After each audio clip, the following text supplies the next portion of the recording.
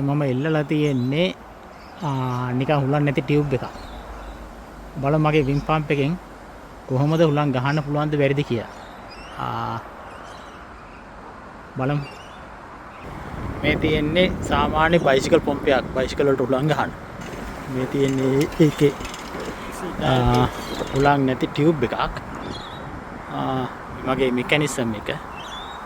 බලමු. දැන් හුලගෙන් පම්ප් එක වැඩ කරනවා. It's really full. අපිට පේන්නේ නැති පම්ප් එක ඉහළ පහළ යන්නේ. Look at this.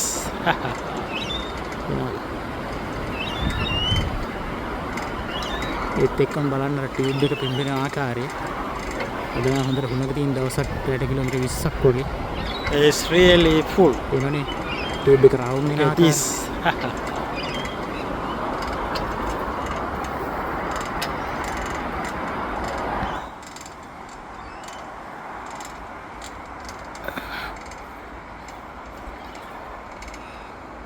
හුලඟ වැදිලි කර ටියුබ් එකට නියමට හුලං වදිනවා.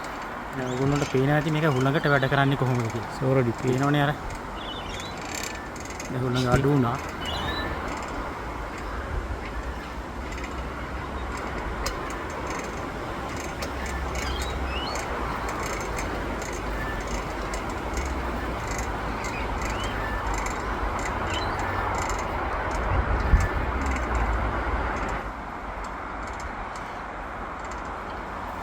ටක් ස්ලෝ වුණා හැබැයි පම්ප් එක වැඩ කරන ඒ විදියට.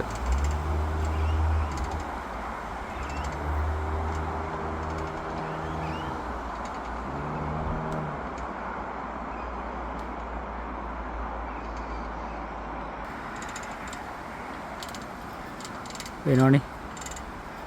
දැන් නම් ටියුබ් එක පුරන ගන්නට ඇවිල්ලා. ටියුබ් එකට හොඳට මුහුලන් වැදිලා. දැන් ඉතින් ස්පීඩ් එකත් වැඩි. හුලඟත් හොඳට තියෙනවා. හරි.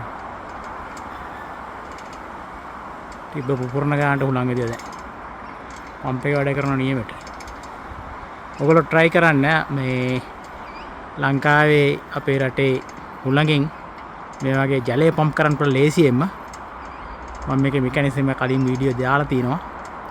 try කරන්න. මේ වතුර මැෂින් ගන්න දහස් ගණන් වියදම් කරන්න ඕන වෙන්නේ නැහැ.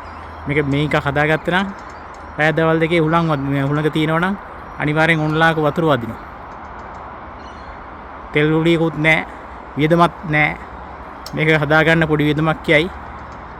වතුර පම්ප් එක ගන්න ගානින් ඒක ඉවර කරගත්තා. ඒතර හැමදාම වතුර නොමිලේ. try කරන්න.